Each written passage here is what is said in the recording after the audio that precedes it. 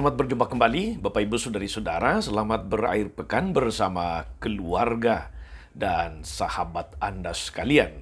Hari Sabtu tanggal 21 Januari 2023. Gereja hari ini merayakan Santa Agnes, seorang perawan dan martir.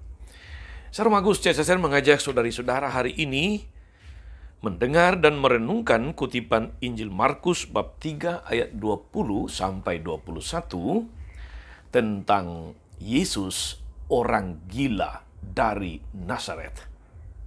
Kita dengarkan sabda Tuhan terlebih dahulu. Dalam nama Bapa dan Putra dan Roh Kudus. Amin.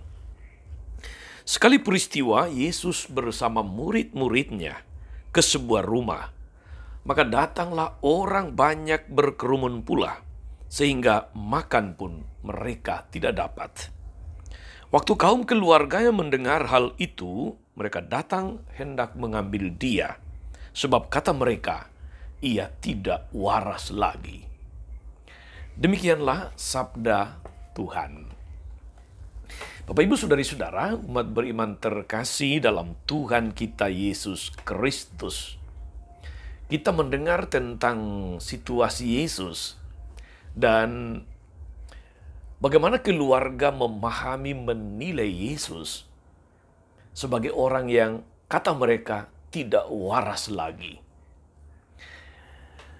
Keluarga dan orang-orang terdekat Yesus melihat dia sebagai pribadi yang aneh, gila. Dan saya percaya saudara-saudari bahwa di antara mereka yang mengatakan itu, pasti Yosef dan Bunda Maria tidak termasuk. Mereka tahu sejak Yesus dikandung, sampai kemudian dia menjadi besar dan siap melaksanakan misinya ke dunia. Mereka sungguh tahu. Maka sangat mungkin bahwa keluarga yang menilai Yesus aneh atau tidak waras lagi adalah keluarga dekat, dalam arti sepupunya yang datang dari keluarga Yosef dan Maria. Saudari-saudara umat beriman terkasih dalam Tuhan, Yesus dianggap tidak waras lagi. Dia sudah gila karena dia melakukan hal yang tidak biasa. Dia melakukan banyak perbuatan baik kemana-mana.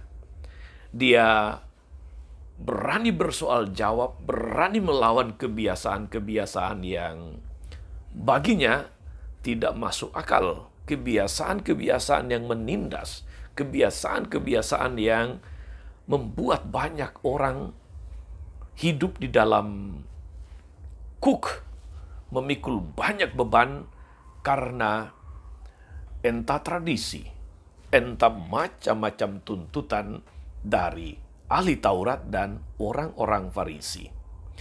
Dalam hari-hari belakangan kita mendengar saudara-saudari Yesus harus berhadapan dengan ahli Taurat, orang Farisi, karena dia berlawanan dengan mereka dalam hal mempraktekkan hukum Sabat. Dalam hal menjalani dan merayakan hari Sabat. Yesus memberi makna baru. Yesus memberi arti baru di dalam melaksanakan dan memaknai hari Sabat. Yesus banyak melakukan hal-hal baik. Dia melayani sampai lupa diri, katakanlah begitu, lupa akan keluarga, dan tentu saja sebagaimana dikhawatirkan keluarga, dia mulai tidak waras. Dia kemana-mana melakukan perbuatan baik. Kemana-mana dia melawan kebiasaan-kebiasaan lama. Dan dengan begitu, dalam arti secara tidak langsung, dia membuat banyak orang memusuhi dia. Lebih-lebih yang merasa bahwa kepentingannya terganggu, di antaranya para ahli Taurat, orang Farisi, tua-tua, imam-imam, dan sebagainya. Bagi kaum imam dan ahli Taurat, karena itu, perbuatan baik Yesus bahkan oleh mereka dinilai sebagai buah dari persekutuan dengan Beelzebul, penghulu setan. Mereka memandang Yesus sebagai orang aneh, sebagai orang gila, orang yang tidak waras. Karena apa yang Yesus lakukan tidak biasa, bahkan cenderung melawan kebiasaan dan tradisi yang sudah berabad-abad dilakukan atau dihidupi. Tidak sama dengan mereka, para ahli Taurat dan orang Farisi, dan jauh dari harapan mereka serta hal-hal yang umum. Saudara-saudara, umat beriman yang diberkati Tuhan, padahal apa yang dilakukan Yesus itu adalah wujud dari perutusannya datang ke dunia. Dia datang memang untuk menghadirkan kerajaan Allah. Dan kerajaan Allah itu terwujud dalam tindakan melawan kejahatan, dalam arti kuasa-kuasa setan yang menindas, yang mengungkung, yang membinasakan. Dia memberikan kabar baik kepada orang miskin, orang menderita. Dia memberikan harapan penyembuhan kepada mereka yang sakit. Dia memberikan kesembuhan bagi mereka yang menderita bertahun-tahun lamanya.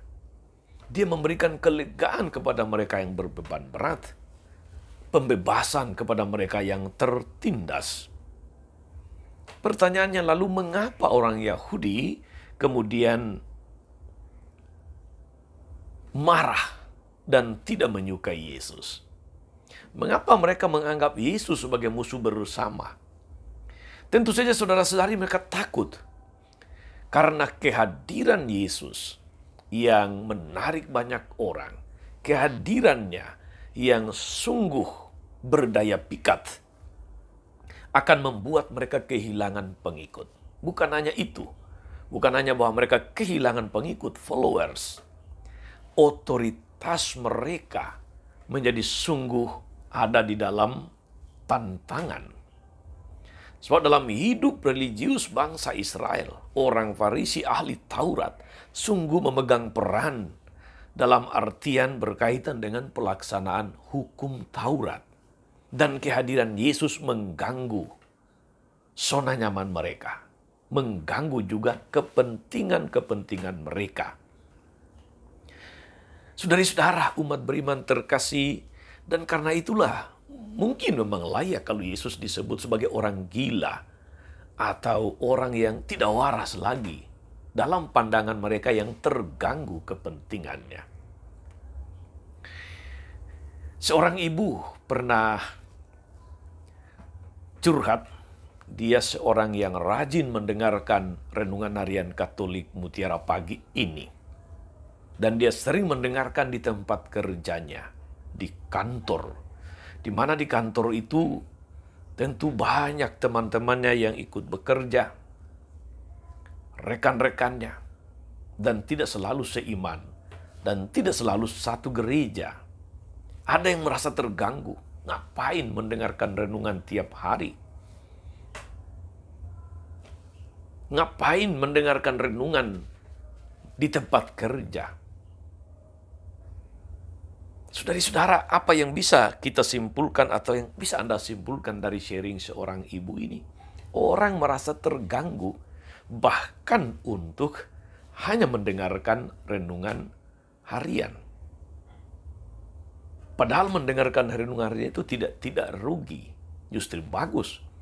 Karena orang dicerahkan, diinspirasi, diteguhkan, dikuatkan dalam menjalani hidup, khususnya di dalam menjalankan pekerjaan pelayanan kepada masyarakat.